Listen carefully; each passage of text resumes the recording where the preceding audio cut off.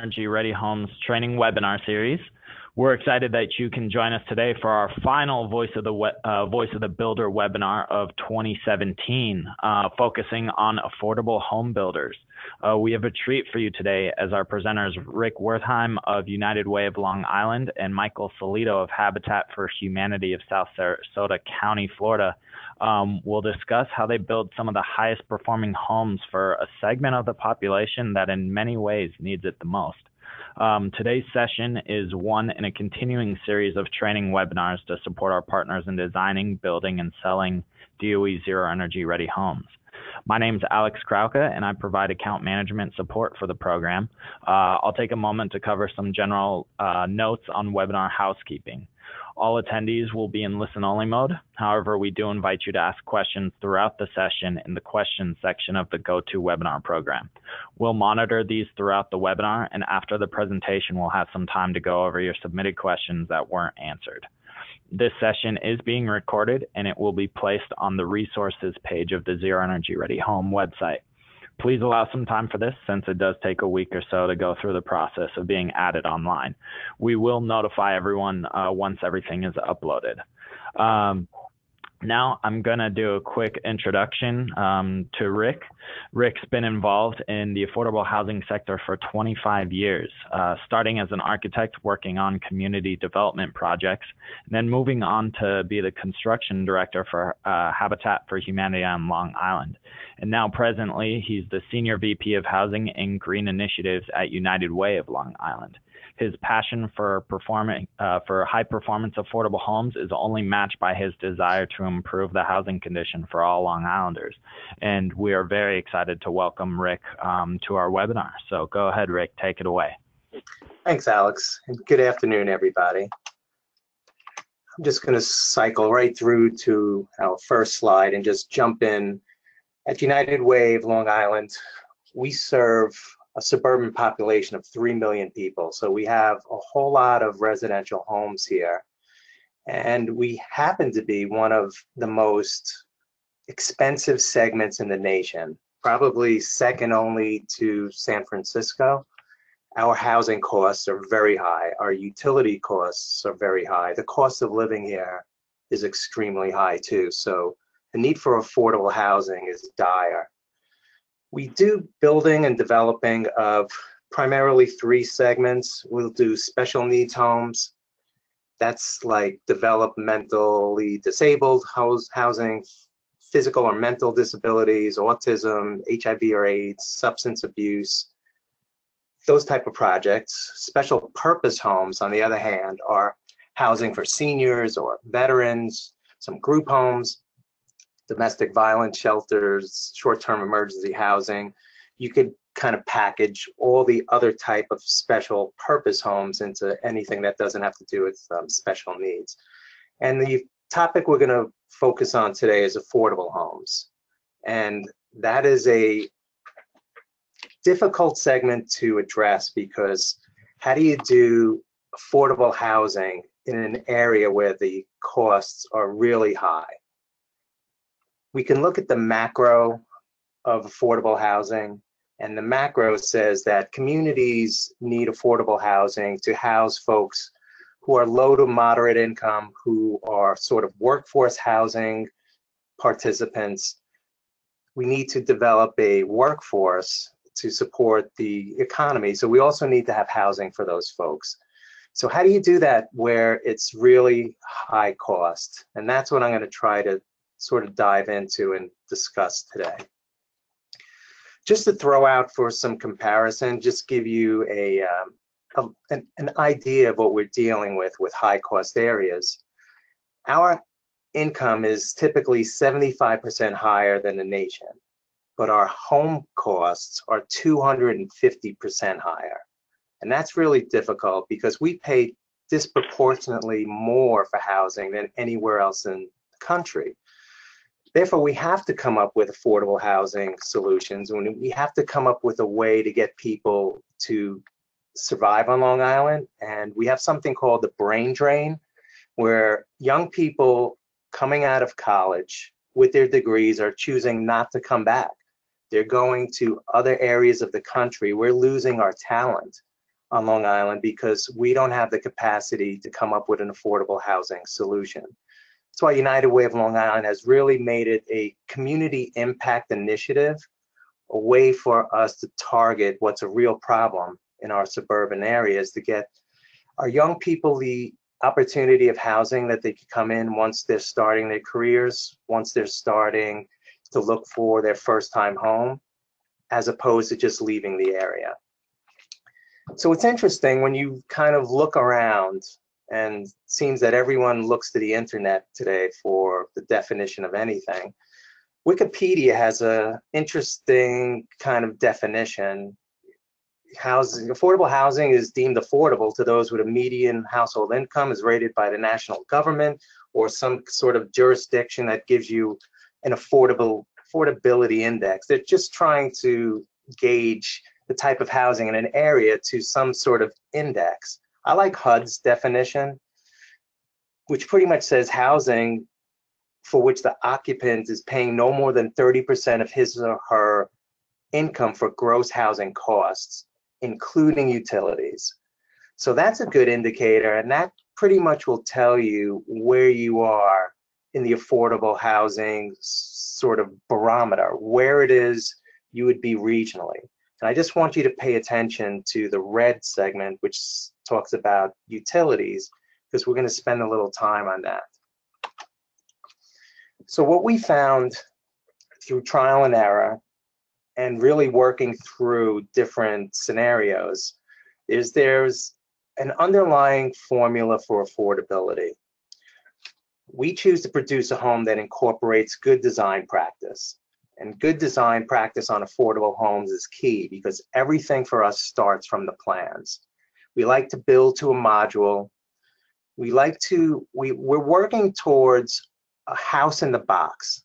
And house in the box is coming up with our kit of parts that we can take from project to project that's consistent. We get familiar with the installation. If we have parts, they go from house to house. It's just a good way to be efficient and a good way to start on your affordability journey. The second point is super energy efficiency is really paramount for us. An affordable home can only be affordable if it has the best energy efficiency. And for us, it's easy to build that in on the front end.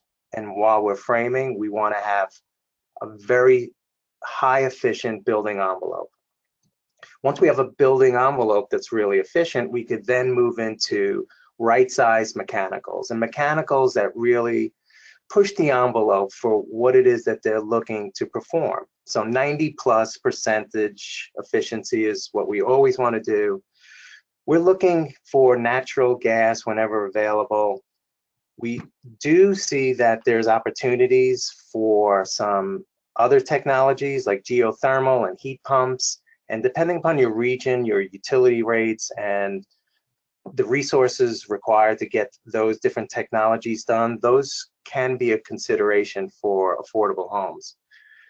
Number 4, speaking to many of my colleagues and many of the folks at DOE and many of the folks who struggle with this, is you really need a highly trained workforce. Your folks have to be really good at what they do to come in at price point, and you have to be able to produce a house in a most efficient way with the workers that you have. You really have to invest in your staff, you really have to get them trained. For this point, you want to have better deliverables with less man hours, and there really is no skimping. The affordable housing mantra in the past was, let's come in at a low cost, let's see if we could beat up all our subs and see if we could lower the costs that way, and that really works in reverse. The last point, and I know there's been many seminars and there's been much talk about the quality in a high performance home, especially when it relates to affordability. You cannot skimp on quality. I'm going to say that's last but certainly not least on this list. The less callbacks you have, the less money that you're going to have to put out, and the less time and effort that the project is going to require. What I've also found with some of the ingredients for the recipe of affordable housing is that there's some pretty prescriptive paths out there, and some of them really take you from A to Z to help you to get to a great product that is sustainable, it's green, whatever that means. What else you can do to a home to give it the efficiency that it needs, some global considerations. I'm going to say of all of the prescriptive paths and all of the methodologies to get to high performance home, my favorite by far is the US DOE Zero Energy Ready Home Protocol.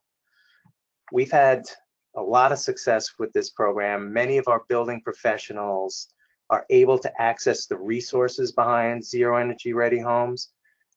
I use the Building America Solution Center often. That's the basics for some of the most important components of the homes that we put together, and the success is really a function of what I'm able to pull from that resource to develop, to deliver a better product. The best national labs, from Pacific Northwest Labs, the Oak Ridge Labs, Lawrence Berkeley Labs, Brookhaven Labs in our own backyard here in Long Island, contribute to the great work that needs to go behind a high performance home, and especially with the challenges of building a high performance, affordable home. Our marketing strategy, I'm going to just really simplify this for us because it's easy. Affordable homes get gobbled up really quickly. So our marketing strategy is just education and awareness. Our homes will 99% of the time sell themselves just by virtue of the fact that they have an affordability component to them. And I keep throwing around the term affordability. I want to talk about that in a little bit, but we're lucky enough to have not only a waiting list. Sometimes for some of the projects that we produce, we have to have a lottery. We have to pick from a hat to see who'll be the lucky family or the recipient to get that home, because we're producing a home that is superior in many ways, that is at an affordable price and has savings and comfort and value that last well into its life cycle. What I'm going to suggest now might be a little different, which might be a little different in the way that we talk about affordable housing. Most of the time, especially in high value areas or high housing cost areas, there's actually a negative connotation with affordable housing. The not in my backyard syndrome is alive and well. Many areas don't really understand what affordable housing truly means. They associate affordable housing with a specific clientele or a homeowner that might have some negative perceptions. But the fact of the matter is, affordable housing is just housing that needs to be at a price point where people coming out of college can buy them. People who are firemen, policemen, nurses, basically our blue collar workforce, our low mod income folks have every reason to have available to them an affordable housing solution. So for the next generation of affordable housing, or the next generation, I should say, of high performance affordable housing, we need to pay a lot of attention to its affordability plus its sustainability. And what we've done here at United Way of Long Island is we've kind of banged those two concepts together and merged them to come up with what's now called attainable housing. Attainable housing is just the combination of affordable and sustainable. It's really a great idea for how to change the narrative from what can be construed as a negative connotation to just a very neutral sort of title for the type of housing that is available to many, many people. Continuing on with our marketing, we find that besides talking about housing in a different way, we like to do education and awareness as far as events go. Events are really great. If your affordable housing department has any sort of event department or a marketing department, or if you could recruit folks who could put events like this together, they really work well. They really spread the word. People get to touch and look and feel, and they get to walk through and see what an affordable, high-performance home looks like. When we're out at our events, we always want to have visibility. The best way to do that is with our trucks. Our local utility was happy to donate a very nice large utility, National Grid. I'm very happy to get this onboard generator, onboard compressor. We basically build our affordable homes right out of that truck.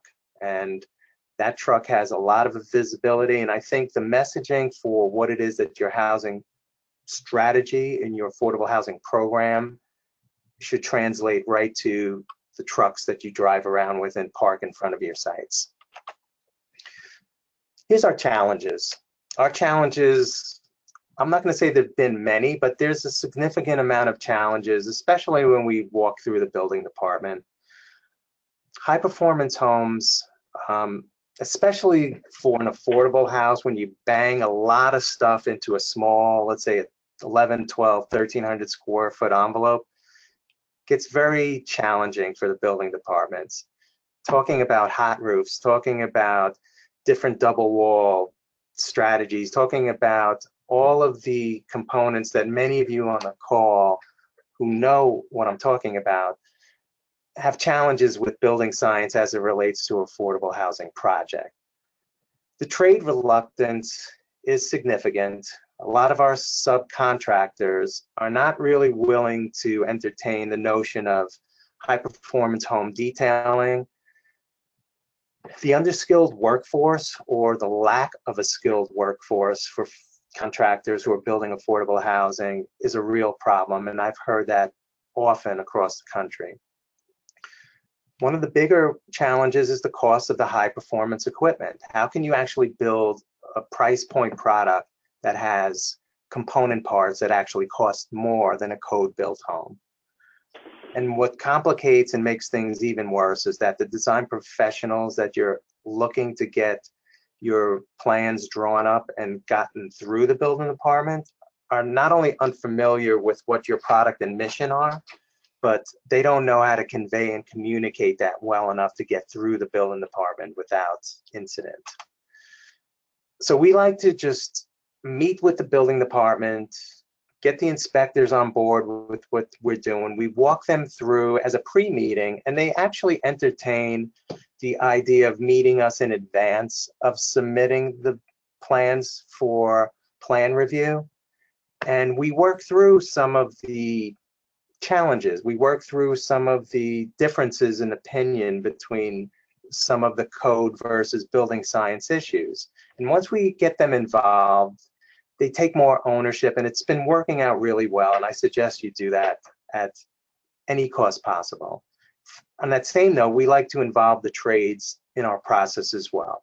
We'll have at least one kickoff meeting before we start, but mostly we'll involve them in the 80% portion of the construction documents to ask them what they think about the different mechanical systems, the different building envelopes.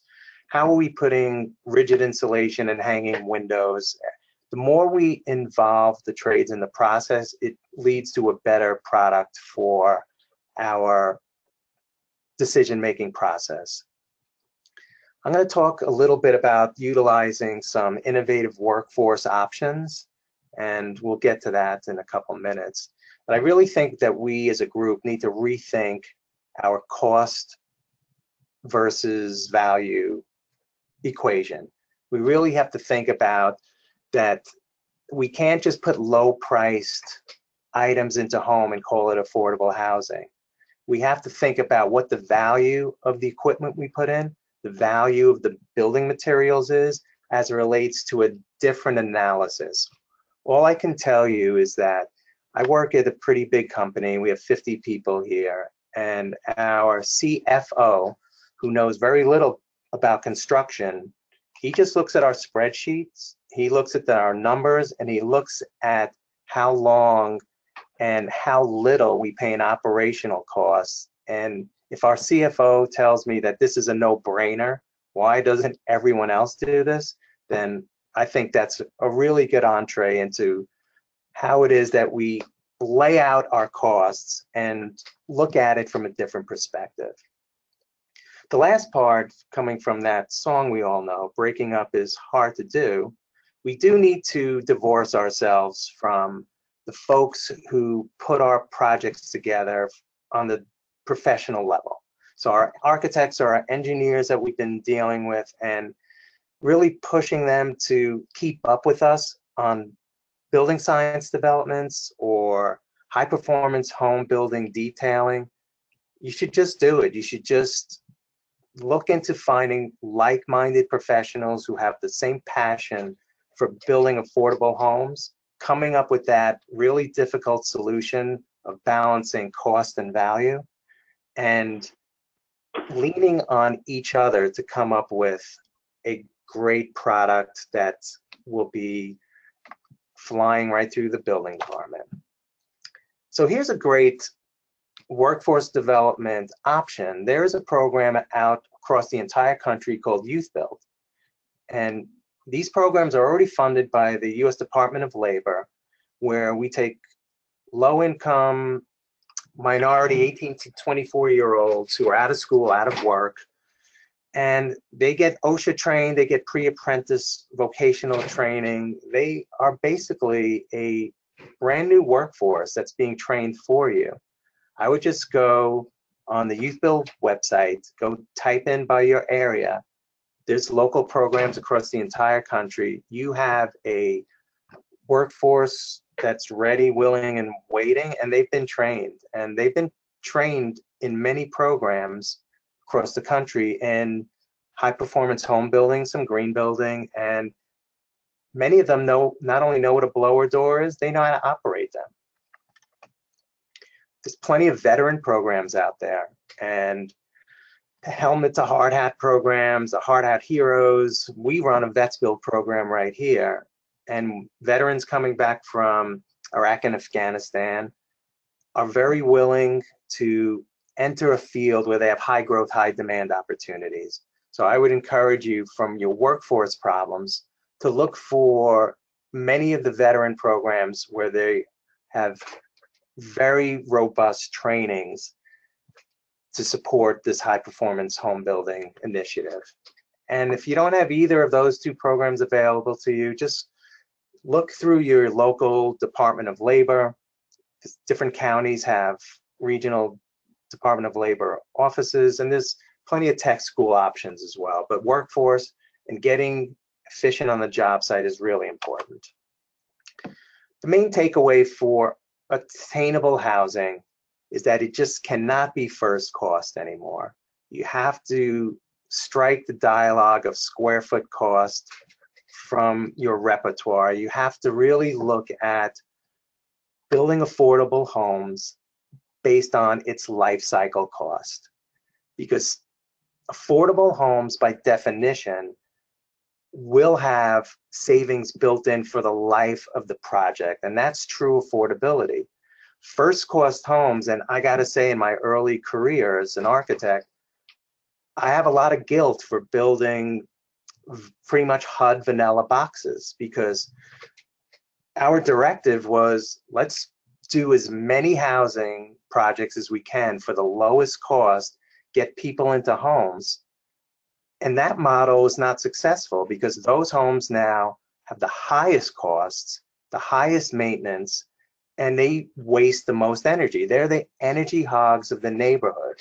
And I was sort of complicit in making those projects. So I really stress that getting away from the square foot cost model is what really needs to be done. Change the narrative, change the dialogue to it's all about life cycle costs. When I have housing authorities and community development agencies and other housing providers ask me, well, Rick, how much per square foot is this house you're talking about? I said, let's really not look at it from that perspective. Let's look at it from a life cycle cost perspective, because this house is actually cheaper to live in the day you move in. The picture that I have on the screen right now is one of our experimental projects where we try to really, really push the envelope. This is a Galvalume skinned SIPS panel, not unlike what they rebuilt New Orleans after Katrina. So this is 6-inch walls, waterproof. This is 10-inch roof panels. This is really super high performance home. It was affordable because our crews were able to erect this and we were able to put it together. The challenge becomes when you put this into production, if this particular housing affordability model would work for you. So that's pretty much what I have today. I'm going to just say that anything that I was not able to cover, you feel free to call me, email me. You can look at our website. We have a lot of training resources. We actually have a 5,000 square foot energy efficiency smart build training center that's available to the region. We host trainings there. We invite people from all over to come by and look at smart build and high performance homes. And with that, I would like to thank everyone, and thanks again. All right, thank you so much, Rick. That was a fantastic presentation. A lot of quality lessons to be learned. Whether it's not skimping on quality, making sure you're communicating with everyone involved in the process. Looking at the value of the homes versus their initial costs, finding like-minded individuals to work with, certainly much easier than butting heads with someone who'll disagree. Workforce development, we've heard a lot from a lot of our builders that the workforce, especially for subs, is aging, and it's hard to find quality subs who will be around for a while. So those were definitely some great options that you presented us. And then this concept of attainable housing, taking affordable and combining it with sustainable, and communicating it as attainable. Just really great stuff there. So thank you again, Rick. Our next presenter is Michael Solito. Michael's been engaged in the construction industry for over 25 years. He's a sustainability advocate, Florida Green Building Council and NAHB certified green professional, and currently the director of construction for Habitat for Humanity, South Sarasota County in Venice, Florida. Since joining Habitat in 2008, he has built over 90 homes, enabling low-income families to live in affordable, energy-efficient, durable, and sustainable homes. Michael manages staff and volunteers to build homes certified to Energy Star version 3.1 and Florida Green Building Coalition Platinum Standard, and has taken efficiency to a higher level by participating in and certifying all new construction to DOE's Zero Energy Ready Homes program. Additionally, the homes certified to the Florida Water Star Water Conservation Seed program and the UFFAS Florida Friendly Landscape designations. Under his leadership, 65 new construction homes have been built, 25 have been reconstructed with the Neighborhood Stabilization Program, and 3 veteran homes have been repaired through the Legacy of Valor Veteran Repair Initiative. New construction homes have won the U.S. DOE's Office of Energy Efficiency and Renewable Energy Housing Innovation Award for affordable housing in 2014, 15, and 16. Michael is an FGBC certifying agent and operates Certified Green, a green building consultant firm in Venice. He serves his community by devoting his career to developing energy efficient, durable, and sustainable housing while overseeing all phases of Habitat's multi-million-dollar diverse construction program. So without further ado, go ahead, Michael. The floor is yours. Well, good afternoon, and thank you, Alex, for reading that whole bio. I thought maybe you might have edited a little bit, but we're very proud of what we do here at our affiliate, and I want to thank you and also the Zero Energy Ready program for having us today. We're similar in a lot of ways to the United Way. It sounds like Rick and I may have had many conversations over the years about how we approach and do things. However, Habitat for Humanity is a volunteer-based organization, and that workforce, if you will, is really what allows us to build these high-efficiency, durable, and sustainable homes, because those volunteers help us reduce our labor costs. And it's very important. We have a great group of volunteers that help us to perform our mission. Our goal always is to keep it simple. Simplicity works best for us. As Rick had mentioned, the home in a box concept, well, we basically do build the same home, same features. We don't get crazy with introducing all of these newfangled technologies that are out there, because sometimes they work, sometimes they don't, and we really can't afford to experiment. So we have to really lean on the tried and true techniques that we use. The picture you see is a typical house that we build here in Florida.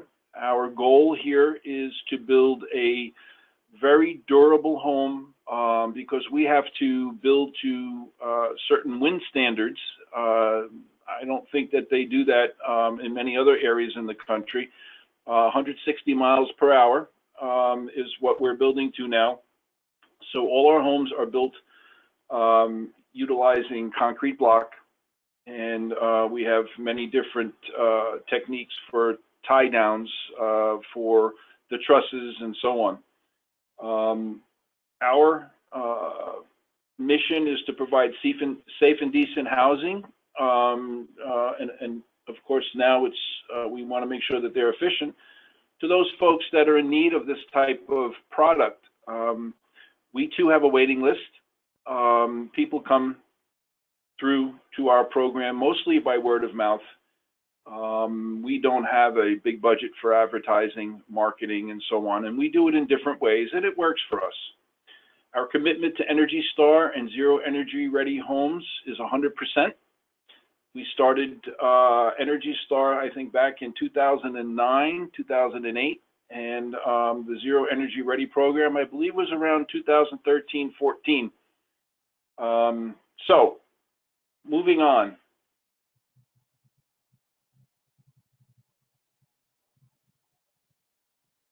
What happened here? We work throughout the community, and we have many different events that we put on, like Women Build Week. We built a community in our local area here with 18 townhomes. We went back several years later and purchased and installed a playground for the children that live in the community. We have a lot of different community partners, and we hold these events. Participation in the building program. Physical work for the partners and volunteers. Emotional benefit is the realization of completing a home and providing a safe and decent place to live. And the economic benefit to the new homeowner and to the community. Our families pay taxes and insurance along with a mortgage.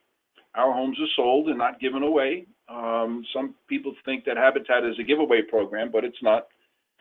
And when we build better homes, the families can then use their earnings to support their family and spend the money in the communities in which they live.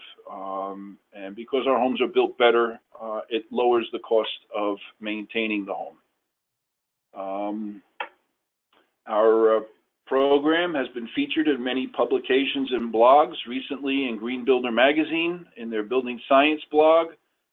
They did a wonderful write-up about our homes based on the Department of Energy's Tour of Zero and our participation in the Housing Innovation Award program.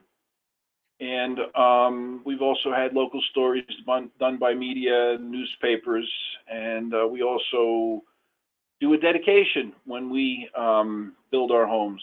So we invite a lot of the local dignitaries and elected officials, and they come out and they get to do a hands-on and see the houses that we build. And they truly are great houses.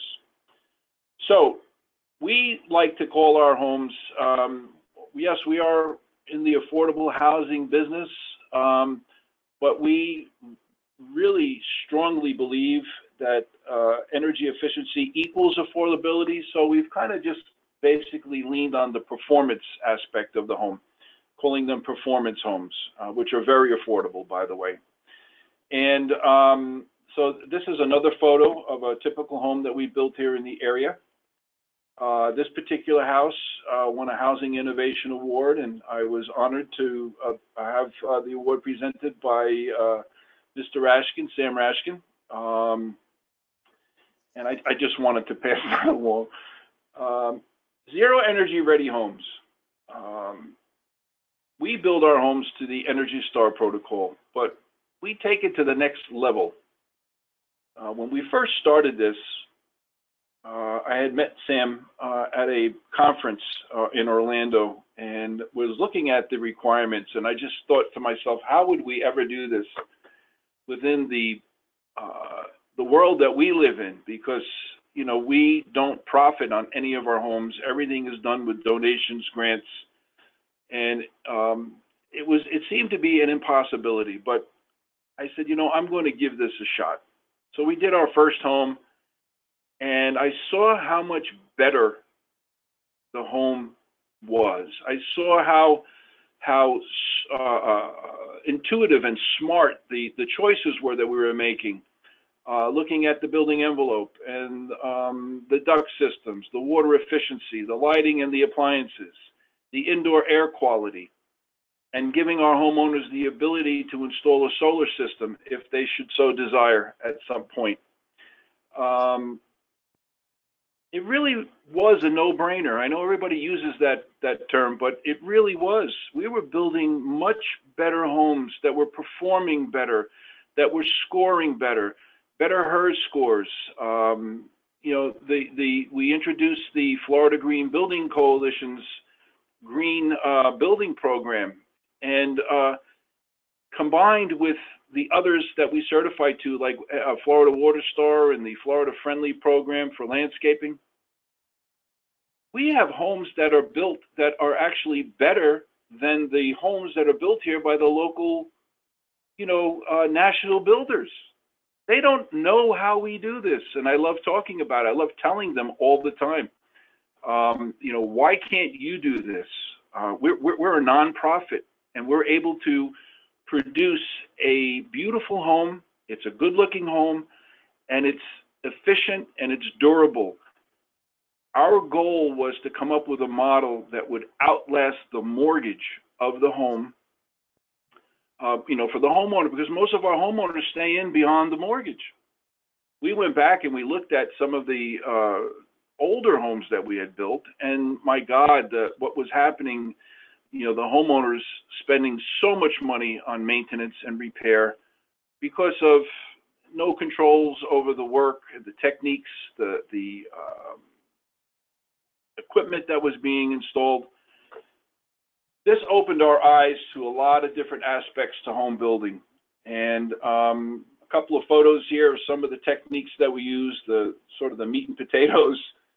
If you look during the build process, we cover all of our vents to prevent any contamination. That's a green building requirement. Our garage, the top of the walls, a knee wall is built and then insulated to separate the garage space from the actual conditioned space. We use a bat insulation throughout the walls in the home for a lot of reasons, but mostly for privacy. And we also use a blue board insulation.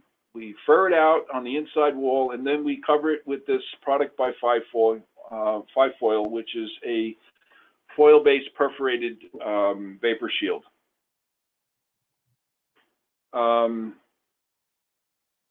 This shows some pictures of the Upador plumbing system that we've adopted just recently. Prior to this, we were using just standard CPVC, and my God, this made the world of difference. Not only is our water system more efficient, it's so much easier to install. Our volunteers do electrical, they do plumbing, they do framing, they do all the trim outs, the flooring, the drywall, everything except the air conditioning, which is done by a professional company that is Energy Star qualified. So, of course, we have our duct systems designed by a local energy professional. And as I always say, as a builder, your relationship with a energy professional who's going to guide you in the proper sizing of your equipment. They're going to guide you with a duct design. They're going to do your blower door testing. And if you're working with Energy Star, or if you just want a HERS score, these are the folks that you're going to be talking to very often about changes you may want to make to your homes, how to make them more efficient, what better windows to use, so on and so forth. So the relationship with that company, that person, that energy professional, is key to building a energy efficient home. On the next slide, we have our windows, which we purchased from a company here locally in Florida. These are very high performance windows. The doors, and of course they're impact rated for hurricanes, and our doors are all fiberglass with a synthetic jamb, so they'll never rot or have to be replaced. Our bath fans, we use a Panasonic bath fan in conjunction with the fresh air intake to take the balanced approach for introducing and exhausting fresh air into the home. And we're currently using a Mitsubishi mini split system, which is fully ducted. We don't use the wall units or cassettes or whatever they call those. We've designed a system for the mini split air handler to be installed in the attic, which you see in the bottom right, and that is fully ducted, just like any conventional air conditioning system. The unit that we use right now is rated at a 17.5 SEER, and it has a cooling capacity of rated capacity of 17,200 BTUs. So we pay a little more for air conditioning, we pay a little more for better windows, we pay a little bit more for treating our trusses. As you see in that photo, the trusses are borate treated. We pay a little bit more for doors, insulation, but in the end, this saves the homeowner a good deal of money every month on their energy costs. It also saves them on maintenance costs, because we're putting better products, better technologies into a home. And the key is allowing those folks, these first-time home buyers, to buy a home, to get into a home, and not have to worry about things, about inferior equipment, inferior kitchen cabinets, lighting. Every light bulb in our house is LED. It's a package, and we want to make sure that they're happy and they live in a healthy home. We don't put carpeting in our homes. We use ceramic tile. Here's just a quick photo or slide about how windows are rated and what to look for. As you can see here, our windows currently are very high efficiency, rated with an HGC of 0.19 and a U factor of 0.33. I think those numbers have come down a little bit since this photo was taken. The better window you have, the better efficiency, the better quality of a home that you're gonna build. Habitat for Humanity is very fortunate because we have a lot of folks that want to support us in what we do. So relationships for us are key. And we go out into the community and we speak to these local manufacturers and vendors. contractors and so on. And of course, we ask them for help. And because we have great relationships throughout the local community, we're able to purchase different types of equipment and materials at a reduced cost. So with our volunteer labor and the help that we get, we can make better choices and put better materials and equipment into our homes. And the summary is basically better windows, better insulation, better doors, better HVAC design and equipment, better process control is a better home, period. Now, of course, that, you know, it kind of goes without saying. You have to pay attention to what you do. You got to learn from some, you know, mistakes that you may make. Our main goal here in Florida is to keep humidity out of the house. We don't have these great delta temperature swings where we have to be concerned primarily with wall insulation. However, using the products that we do, we average out at about an R13, R14 for the wall. With our spray foam insulation, with Energy Star, we go on the performance-based method. And our HERS score now in our homes is somewhere, I guess it's around 46, which is kind of incredible considering that we don't use PV. And maybe someday we will, but right now, PV is just too expensive for us to introduce into our home. We also use a heat pump hot water system made by A.O. Smith. Costs a little bit more, comes with a better warranty, and certainly is energy efficient.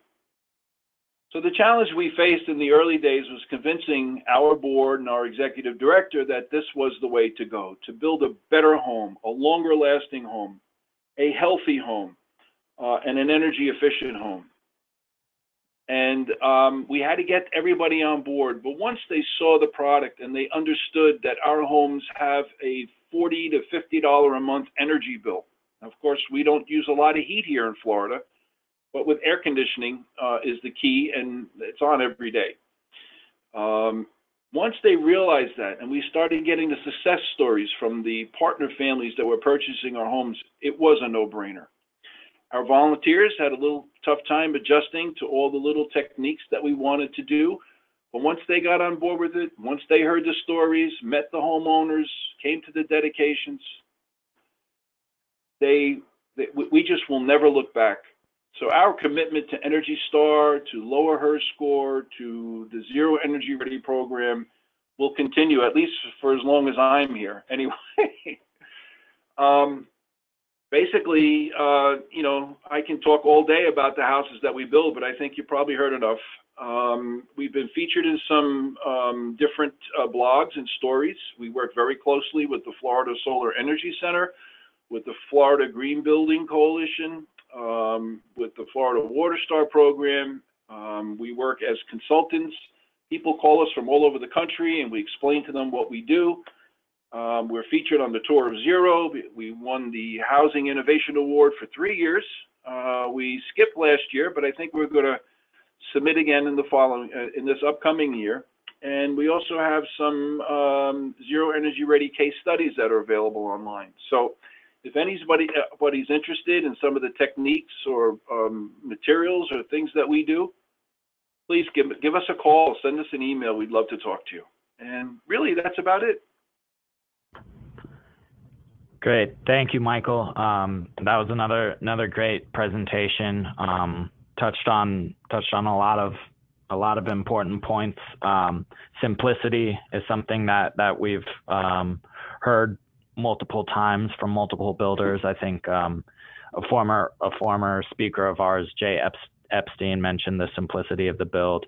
You know, don't overcomplicate things. Can certainly save costs, make things easier.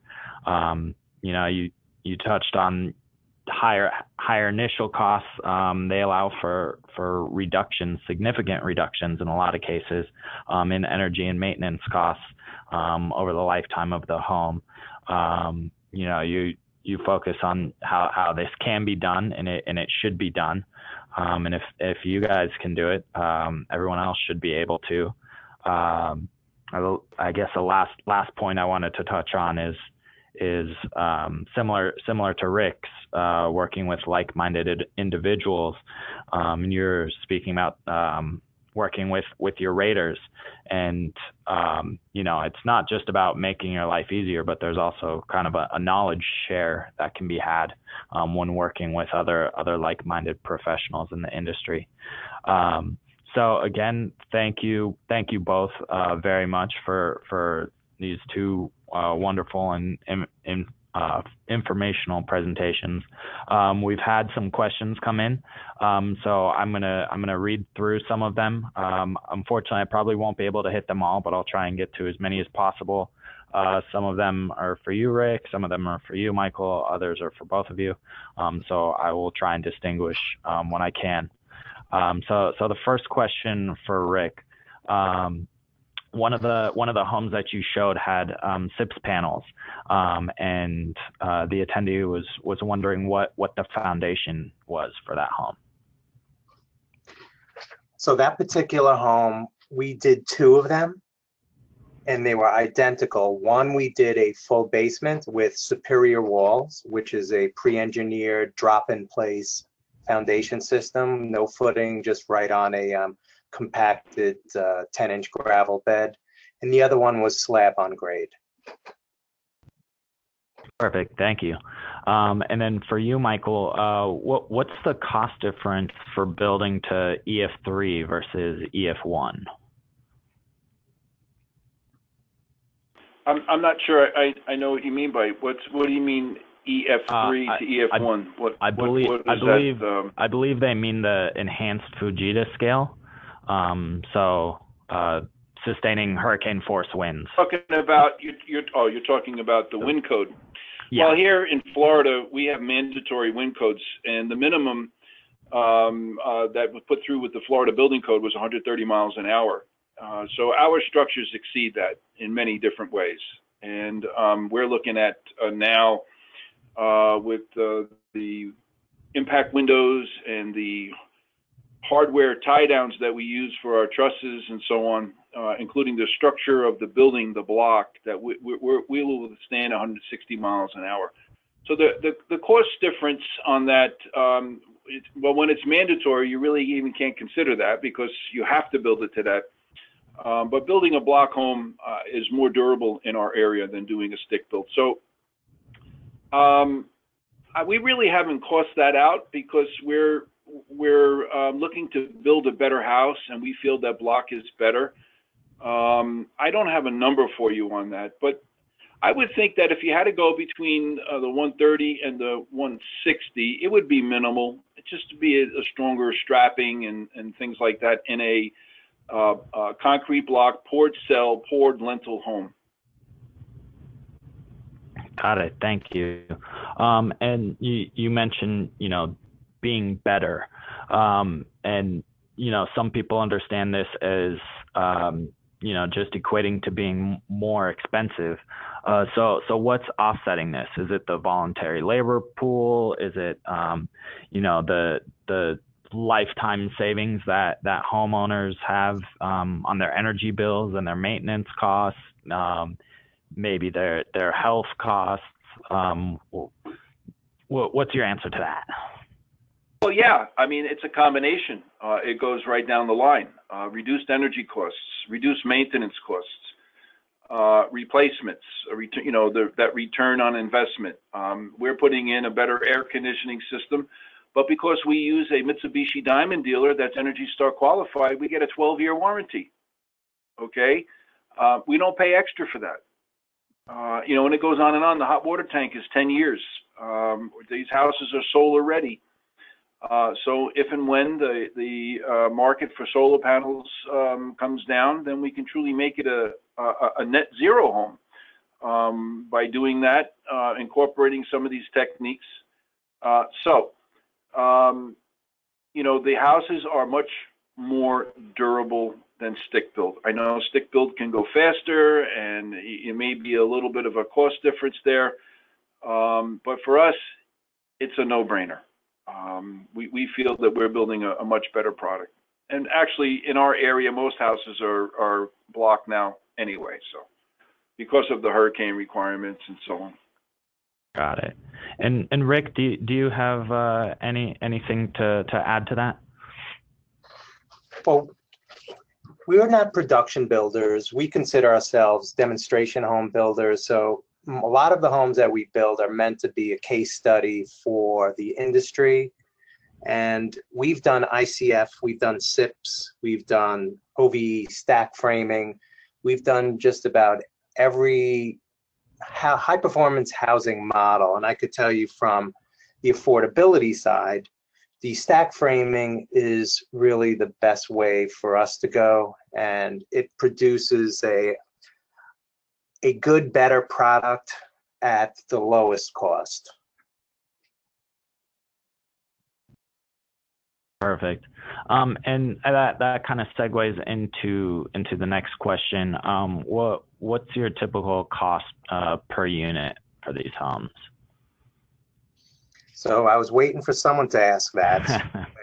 And one of my least favorite questions, because I'm going to tell you that we are typically 10 to 15% minimal over code for every single house that we do. And we justify the additional cost by the value that we provide in the life cycle of the cost to the owner the day that they move in. So the additional money that we put in is usually recouped at the day that you move in based upon the energy saved, because we are low to no energy. We are near to net zero on all of our homes. And that in and of itself is enough to justify the additional costs. It's just, I'm going to give you a number that's so obtuse to the market, because where some folks, and don't ever say that I use square foot costs, are building to 125 across the country. Some are doing it for 110 a square foot.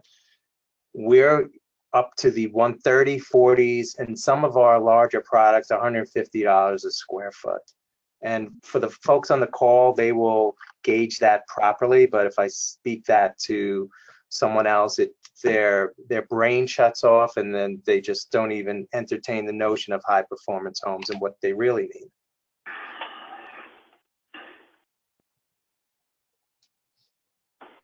Got it. And Michael, do you have anything to add on top of that? I do. Our homes are about a little over 1,700 square foot under roof. And so the conditioned space is just a little over 1,300 square feet. And we have some challenges here locally. I don't know in New York. I'm sure that they have similar. But we have a whole bunch of fees that we have to pay when we build homes, in addition to permitting fees. You know, we have impact fees, and I'm sure they have them across the country, and they're based on the square footage of the home. So if you look at it, without the land development, without the with those fees, we're just a little over $100,000 to build this house, and that's incredible, because we're making that up with volunteer labor and whatever donations we get, and so on and so forth, and go down the road. But if you took the real numbers, the under roof square footage, and then you divided that by what we budget per home, which is about $140,000, give or take, all in, you're looking at just under $80 a square foot. And for me, that's incredible. So that's why, you know, with the partnerships we have with the local vendors, the manufacturers, the contractors, that's how we're able to build such a great house and continue to build it, you know, working within our budget. And that house will probably appraise out down here for about 200 grand. Wow.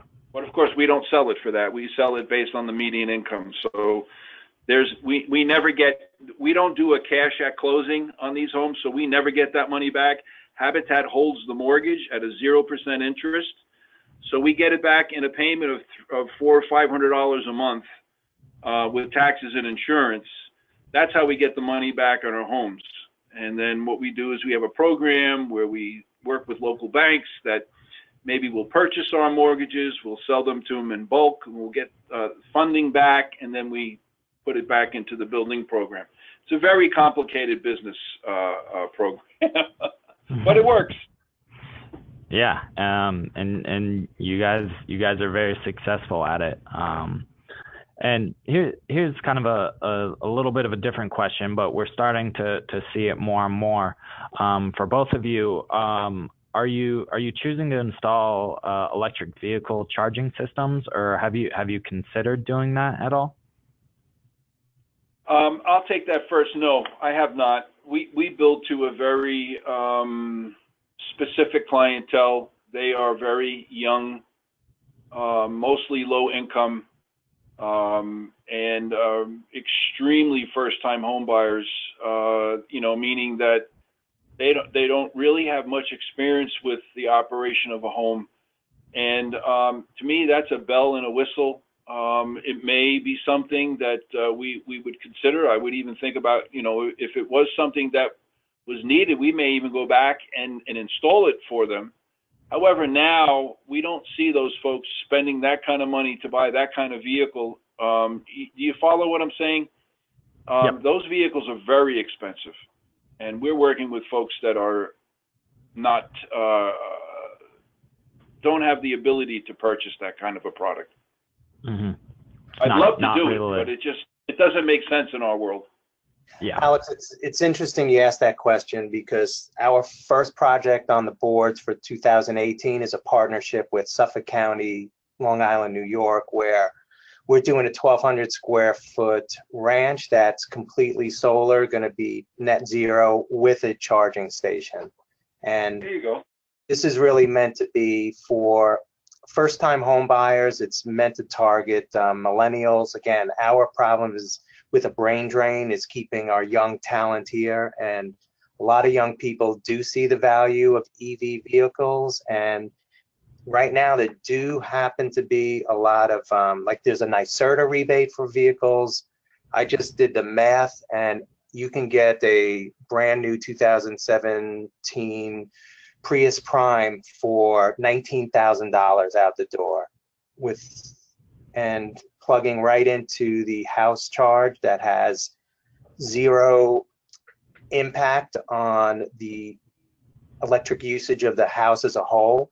So you have free commuting with this vehicle. And then again, if you do the math, it really makes sense, because now we have young people who are living in a net zero home, and they have net zero transportation costs. And when you factor that all in, it actually does start making sense. Yeah, from a holistic point of view, I think a lot of people would completely agree. But again, also varies state by state, whether there are rebates out there that people can take advantage of and whatnot. But as I mentioned before the question, it's certainly something that we're hearing a lot more about, and a lot more people are starting to think about that. With that being said, we're about 5 minutes past our schedule end time. So I'm going to close off the questions here. I appreciate everyone's engagement. I do apologize for those whose questions we weren't able to answer, but feel free to contact me directly, or either of the speakers. Both Rick and Michael gave their contact information during their presentations. If you didn't write it down, that's okay. We've been recording this webinar, and we will post that recording within the next week or two on the DOE Zero Energy Ready Homes resources page. There will also be copies of the presentations as well. So with that, I thank everyone for attending, for your interest and your engagement. Michael, Rick, I thank you guys so much for participating in this. You guys are fantastic presenters. You're fantastic builders, and we really do appreciate you guys taking the time out of your day to do this.